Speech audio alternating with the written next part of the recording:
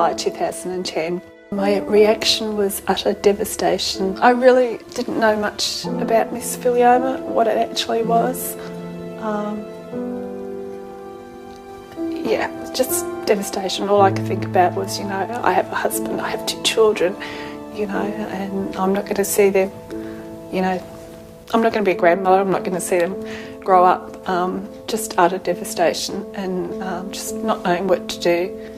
My family, I think, were the same as me, utterly shocked. I rang my husband at work, but I don't know what I said to him. I probably just blurted out something. Look, I think we were all very, very shocked.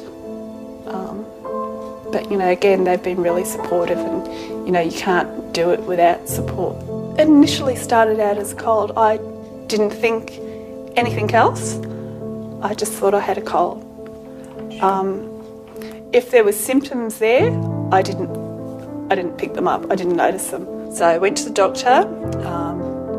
She said, you know, your chest sounds a bit funny, go and get an x-ray. So I went and got an x-ray, got home, picked up the phone on the 101 message, and there was a message to get up to emergency immediately, which obviously we did. Went to emergency, had no idea why I was there, and they ended up draining 4.5 litres of fluid off my lung. They then put me into the Bendigo base just to find out what was wrong. We just got back from overseas, so at first they thought I might have picked up some sort of infection overseas, so I was on a drip with antibiotics for about a week. They did a heap of tests on me. They couldn't find anything. There was no cancer markers as such. During that time they drained off another litre of fluid off my lung. When they discharged me from hospital, there was still fluid on the lung, but it gets to a stage where they can't drain it off anymore. They scrape out the lung, they drain the lung. So I went and had that done, and while I was having that done, they took a biopsy, and yeah, it came back as lung cancer. I can't actually pinpoint a time when I was exposed to asbestos. I mean, every army barrack has asbestos in it. I mean, it's everywhere, you can't really pinpoint it. I was so shocked when they said that I had, you know, an asbestos disease. It was the last thing I thought of. It was certainly shocked all the doctors. It was the last thing they expected to find as well. Well, obviously, you know, having mesothelioma was a huge shock. After being diagnosed, I saw the doctor, the surgeon who operated, probably a week later to see, you know, what to do. He suggested, well, his statement was if he had this disease, he would go to these particular people. So we went down and saw Simon, and we had a meeting with him. He sort of pretty much laid it on the line. You know, you could be dead in 9 months or you could live for years. You know, what did you want to do? Did you want to, you know, go for broke? Obviously, we wanted to go for broke. So the next appointment was to meet up with the team at the Austin Hospital. On August the 13th, we started the chemotherapy, and it was organised through the Austin, but we actually did it in Bendigo. So there was 6 rounds of chemotherapy. So it was 1 round every 3 weeks, and that went for about 6.5 hours each time. That finished up in late November. Then had a break of about 8 weeks and went down to Melbourne and had all the lung lining removed. Then had another 8-week break and started radiotherapy at the Austin Repat, and that was every day for 28 days, and it would go for about 45 minutes. My husband looked after me during my treatment. The chemotherapy, obviously, you know, it hits you a little bit harder each time. Most of the time I was home by myself. The last few sessions of chemo really knocked me, and Jim ended up taking 1 or 2 days off each time, just at my lowest, until I picked up again. Look, you know, family, friends, and just not letting, you know, this is not going to beat me.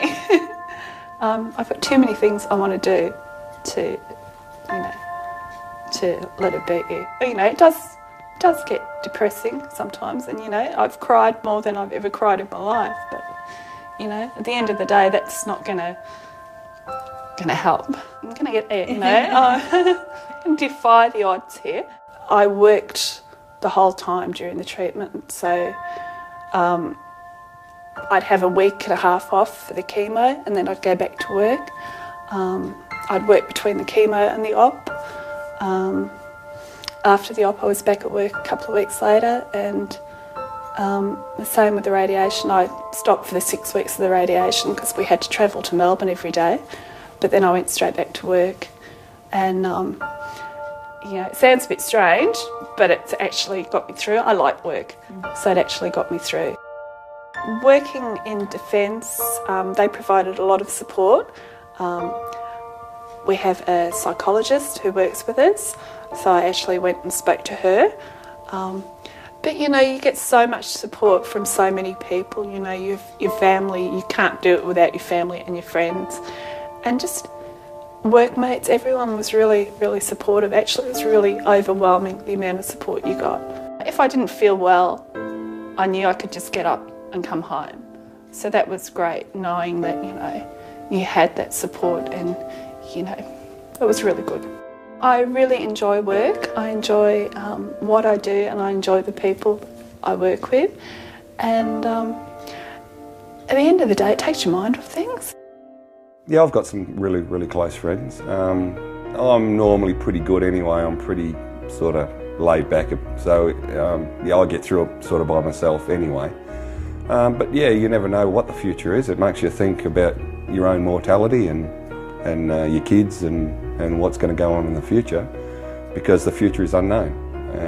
And you don't think about that until there's a major event in your life, and obviously that was a major event in our life.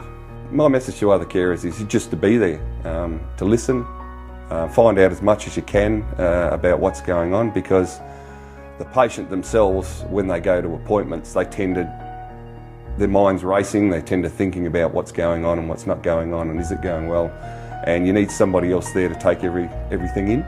That way that when you come away, you've got a clear idea of what is actually going on, and because if you do it by yourself, then obviously your mind's in a bit of a blur.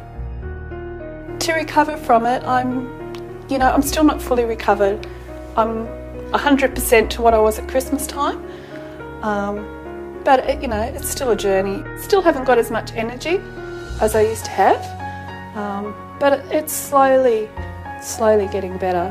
And I see my specialist every 3 months, and you know, I might have a CAT scan or a PET scan during that time, and he just monitors my process. I'm actually not taking any medication as such, and haven't for since I finished the radiation actually. So no treatment at all.